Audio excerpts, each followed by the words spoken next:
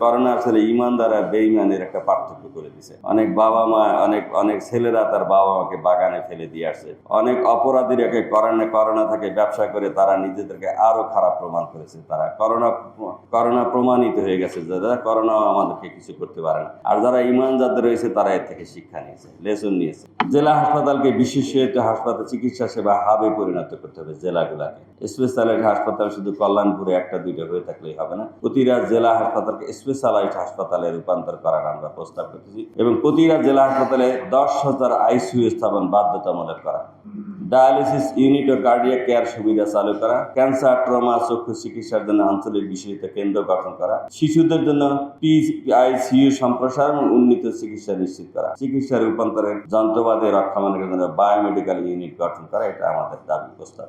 আচ্ছা, দক্ষ স্বাস্থ্যকর্মী করতে হবে। সেই ক্ষেত্রে আপনি চিকিৎসক, নার্স এবং অন্যান্য কর্মী 1:3:5 এই ধরনের অনুপাত থাকা দরকার।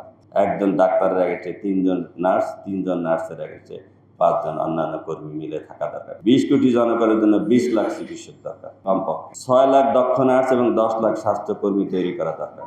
জরুরি চিকিৎসা, আইসিইউ, জনস্বাস্থ্য ব্যবস্থানে বিশেষ প্রশিক্ষণ প্রদান করা জরুরি। তারপরে ধারাবাহিক পেশাগত উন্নয়নের জন্য উন্নয়ন বাধ্যতামূলক করা, স্বাস্থ্যকর্মীদের কেরিয়ার উন্নয়নে মানসম্মত কর্মপরিবেশ নিশ্চিত করতে হবে। জ্ঞানভিত্তিক স্বাস্থ্য ব্যবস্থা গঠন করা, আঞ্চলিক মেডিকেল শিক্ষা ও প্রশিক্ষণ হাব ব্যবস্থা করা, সমস্ত কিছু ঢাকা কেন্দ্রিক হলে ঢাকাকে বাসের অনুপযোগী করে ফেলেছি আমরা।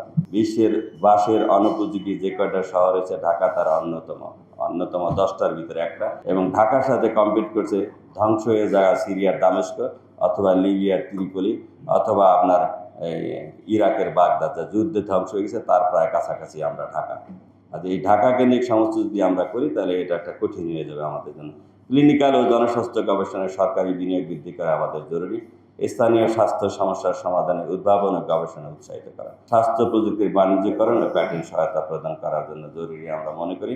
আর্টিফিশিয়াল ইন্টেলিজেন্স, এটা এখন অ্যাজ গুড অ্যাজ এনিথিং। আপনি একটা মোবাইল ব্যবহার করা যেমন আর্টিফিশিয়াল ইন্টেলিজেন্স তেমন, এটা যে কত ইজি করেছে জীবন আপনি ভাবতেই পারবেন না। কিন্তু ভীতিকর হলে এই আর্টিফিশিয়াল ইন্টেলিজেন্স হাজার হাজার মানুষকে বেকার করে ফেলবে।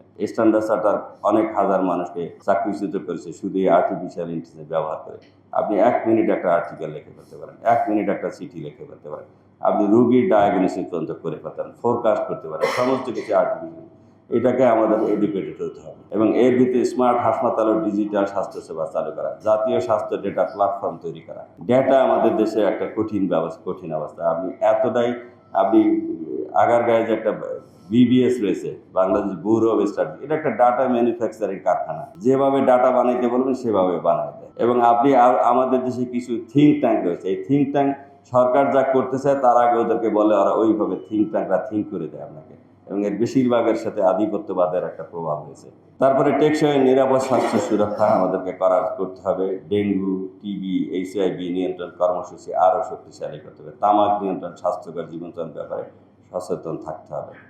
এগুলোর ব্যাপারে আমরা স্কুল ভিত্তিক স্বাস্থ্য পরিচ্ছন্নতা শিক্ষা কার্যক্রম চালু করব।